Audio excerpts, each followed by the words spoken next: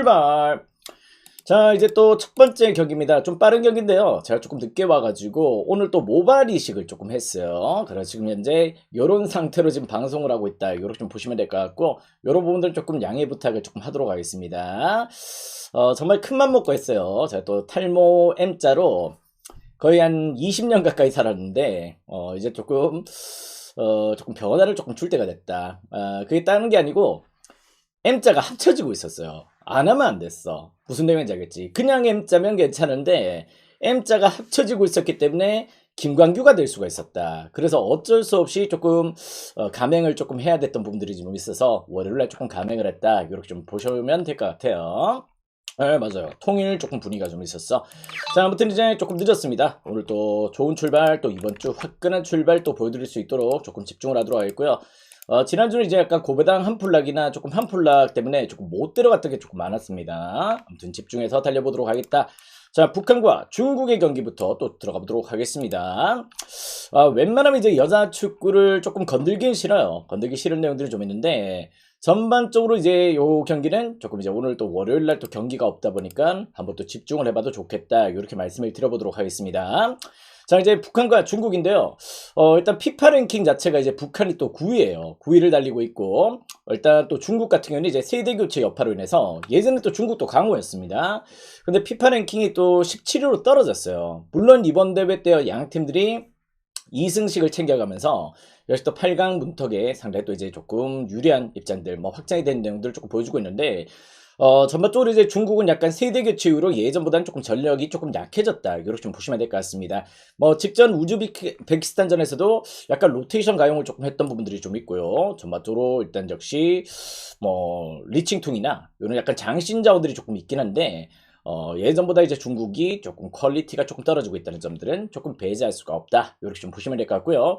최근에 이제 북한 같은 경우는 무엇보다 이제 명유정이 지금 현재로 상대 또 팀에서 거의 또 하드캐리를 해주고 있습니다. 그럴 정도로 이제 퀄들을 조금 보여주고 있는데, 지금 약간 중국 사이드로 지금 배당이 조금 빠지고 있죠. 저는 개인적으로 근데 오늘 경기 중국이 되려 오늘 약간 로테이션 예고를 조금 하고 있어요. 지금 현재로 중국은 로테이션 가능성이 조금 보이는 경기고, 기본적으로 이제 북한은 뭐 명유정이 조금 잘해주고 있다 말씀을 드렸지만은 나머지 자원들의 활약도 지금 상당히 또 좋은 데 가운데 있습니다. 전반적으로 일단 뭐 상대 또 김혜영이나 송춘심 이런 점들, 최훈영까지도 일단 역시 조금 좋은 내용들을 조금 보여주고 있을 정도로 최근에 이제 북한의 전력들이 확실히 중국보다는 예전보다 조금 더 압도적인 내용들을 조금 보여주고 있다는 점들은 조금 부정할 수가 없을 것 같아요.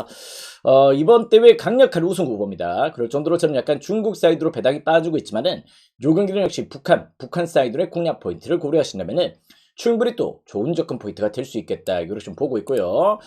이번 대회 경기력이 압도적입니다. 압도적인 내용들을 조금 보여주고 있는 만큼 뭐 우즈벡전, 방글라데시전 또 압도를 했던 내용들에서 약간의 또 체급차를 조금 보여줄 가능성이 조금 보이는 경기다. 일단 두 팀 다 어떻게 보면 또 약간 로테 가능성도 조금 보이는데, 로테이션 자원도 실제 북한이 조금 더 세요. 그런 애들이 있다는 점에서 충분히 또 북한 사이드의 공략 포인트를 조금 고려해 보시더라도 나쁘지 않은 접근 포인트가 될 수 있겠다. 이렇게 좀 보시면 될 것 같습니다. 자, 그 가운데 또 이 경기 어떻게 보면 요거 조금 좀 바뀌었습니다. 일단 오버도 한번 조금 주목을 해보셔도 좋을 것 같아요. 오버 사이드로도 한번 또 여러분들이 주목을 하시면은 좋은 접근 포인트가 될 수 있겠다. 이렇게 말씀을 드려보도록 하겠습니다. 자, 다음 경기는 이제 호주와 한국의 경기로 또 들어가 보도록 하겠습니다. 자, 무엇보다 지금 현재 한국 대표팀 지금 이제 오늘 어떻게 보면 지금 이런 경기력 조금 실망스럽죠, 그죠? 어떻게 보면 이제 약간 일본의 독보적인 내용들을 조금 확인할 수가 있었지만은 실제 한국 대표팀의 퀄리티가 지금 상당히 또 떨어지고 있다는 점들은 조금 부정할 수가 없을 것 같습니다. 자, 무엇보다 오늘 경기는 이제 저득점으로 또 막아야 되고요. 또 다득점을 해야 되는 부분들이 있습니다. 어떻게 보면 오늘 경기가 이제 또 한국 같은 경우는 그냥 이기면 안 돼요. 그냥 이기면은 조금 이제 대만과 이제 약간 조금 이 격차가 조금 좁혀질 수 있는 부리가 좀 좁힐 수 없는 부리가 있기 때문에 그런 부분에서 오늘 반드시 또 이제 약간 투수진들도 조금 버텨줘야 되고 타격적인 퍼포먼스도 조금 안고 가야 됩니다. 지금 예상되는 시나리오가 한국이 6대1로 이기던가 아니면 또 5대0으로 이기던가 7대2나 또 9대3, 3점 이상을 허용하면 안 돼요. 3점 이상을 허용하면 안 되고 또 다득점을 또 보여줘야 되는 부분들이 좀 있기 때문에 무엇보다 오늘 경기 한국 입장에서는 조금 살을 거는 경기가 조금 들어가야 된다. 이렇게 좀 보시면 될 것 같습니다. 근데 이제 무엇보다 한국이 지금 현재로 조금 흔들리고 있는 부분들이 지금 타선적인 부분들은 그렇게 나쁘지 않았단 말이에요. 근데 지금 현재로 지금 투수진들이나 불펜진들의 또 활약들이 어떻게 보면 상당히 또 미흡하다는 점들은 조금 부정할 수가 없을 것 같습니다. 지금 요거 약간 조금 이름이 조금 반대로 돼 있죠. 요건 조금 양해 부탁을 조금 드리겠고, 그 가운데 또 웰스와 이제 또 손주영의 매치로 또 들어가는데, 물론 또 손주영도 또 조금 무시할 수 없는 내용들을 조금 보여줄 수 있겠지만은 호주가 이번 대회 때 타선이 또 만만치가 않았습니다. 실질적으로 지난 일본전이었죠. 일본전에서 보여줬을 때 일단 역시 4대3의 신승 끝에 패배를 당하는 내용들 조금 보여줬고, 체코 상대로도 좋은 내용들, 대만 상대로도 상당히 또 좋은 경기를 조금 보여줄 정도로 나름 또 호주가 경기력들을 잘 반영하는 내용들을 조금 보여줬다는 점에서 일단 요 경기 어떻게 보면 조금 저는 한국이 승리를 거두더라도 조금 시나리오 같이 갈 수는 없는 내용이 될 것이다. 이렇게 좀 보고 있습니다. 물론 또 이제 전력적으로는 이제 한국이 조금 또 준수한 내용들이 되겠지만은, 확실히 지금 현재 뭐 데인더닝도 그렇고 곽빈, 고우석, 또 노경훈이 또 이제 합류를 했다는 것도 저는 개인적으로 조금 문제점이고, 뭐 오늘 총력적으로는 고용표를 끌고 나올 수도 있고 그런 내용이 있겠지만은, 고용표도 실제 또 부진하죠. 뭐 일단 일본전이긴 했지만은 일본전에서 또 2.2이닝 4실점으로 홈런 3방 허용하면서 또 무너지는 내용들 조금 보여줬듯이, 최근에 이제 불펜진들 전부 다 무너지고 있어. 실제 김태견이 빼고는 전부 다 이제 약간 밸런스가 조금 깨져 있다는 점들은 조금 부정할 수가 없을 것 같습니다. 승리는 한국이 할 것 같아요. 근데 다음 라운드 진출은 조금 어렵지 않을까, 이런 그림들을 조금 그려보신다면은 전 충분히 또 여기도 조금 한국 사이드의 접근 포인트는 그래도 조금 용이할 수 있겠다. 오늘 약간 애국 배팅하는 그런 재미로 조금 가셔도 좋을 것 같습니다. 왜냐면 또 웰스도 실제 예전에 또 키움에서 잠깐 활약을 했었죠. 그런 내용들이 좀 있었는데, 실질적으로 약간 조금 키움에서도 뭐 그렇게 딱히 임팩트 있는 경기를 또 조금 못 보여줬다는 점이고, 호주 역시도 또 이제 약간 투수진들 생각보다 조금 좋은 기량을 보여줬던 경기도 좀 있긴 하지만은, 조금 이제 한국은 또 호주와의 또 이제 약간 평가전이나 이런 부분들을 상당히 또 잘 가져가는 부분들이 좀 있기 때문에, 그런 부분에서 약간 한국이 또 늘 호주 투수들한테 또 강했다는 점에서 어떻게 보면 또 오버사이드로도 접근 포인트가 또 가능할 것 같아요. 어차피 한국도 오늘 다득점이 조금 필요하단 말이야. 또 이제 잘 막아야 돼. 잘 막아야 되는 부분들이 있는데 다득점은 할 것 같아. 근데 잘 막을 수 있을지는 의구심이 드는 경기다. 이렇게 좀 보신다면은 충분히 또 좋은 접근 포인트로 한번 접근을 해보셔도 좋을 것 같습니다. 요건 이제 한국 사이드와 함께 또 오버 사이드 이렇게 한번 공략 포인트를 두신다면은 전 충분히 또 역시 좋은 접근 포인트가 될 수 있는 경기다. 이렇게 말씀을 드려보도록 할게요.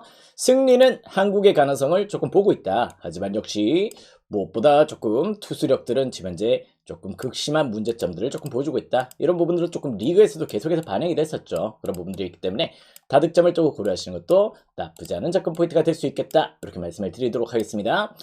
자, 마지막 경기입니다. 서울 삼성과 이제 또 안양정관장 또 풀어드리고요. 좀 이따가 해축도 풀어드릴 거예요. 아시겠죠? 해외 축구 분석 방송도 한 차례 더 있을 수 있다. 지금 늦게 들어오신 분들 추천줄 잘 눌러주시고요. 지금 머리가 왜 이러냐? 모발 이식을 하고 온 상태라서 그렇습니다. 아시겠죠? 조금 일부러 좀 작게 했어요, 얼굴은. 자, 이제 서울 삼성과 안양정관장의 매치로 또 들어가 보도록 하겠습니다. 자, 양 팀들의 맞대결은 상대전적 3승 1패로 서울 삼성이 앞서 있어요. 앞서 있다고 조금 말씀해 드릴 수 있는 부분들이 있는데, 최근에 또 서울 삼성도 KC전에서 패배를 당했지만은 약간 2점 차로 뭐 이제 또 후반기 또 이제 약간 휴식기 이후로 또 경기가 나름 또 나쁘지 않은 페이스를 조금 보여줬죠. 조금 아쉬운 페이스가 좀 있었는데, 무엇보다 이제 안양정관장이 또 서울 삼성한테 상당히 또 밀리는 부분들이 있다. 이렇게 좀 보셔야 될 것 같습니다. 서울 삼성의 외곽 야투를 못 막아요.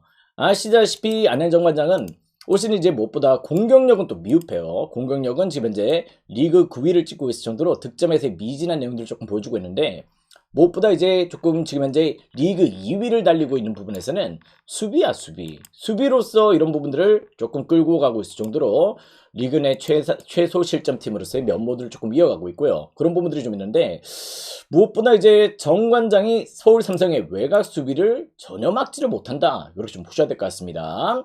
서울 삼성이 지금 현재로 무엇보다 지금 평균 득점도 지금 83점을 기록하고 있죠. 83점을 기록하고 있는데, 서울 삼성이 대려 정관장의 수비가 좋다고 말씀을 드리는데 평균 득점이 조금 더 올라갑니다. 평균 득점이 무엇보다 84.8점으로 올라가요. 본인들 평균 득점보다도 어떻게 보면 또 서울 삼성은 안양 정관장전에서 되려 일단 역시 득점들이 조금 올라가는 내용들 조금 보여주고 있는데 이 3점 야투 효율성 역시 또 리그 내 1위는 역시 서울 삼성입니다.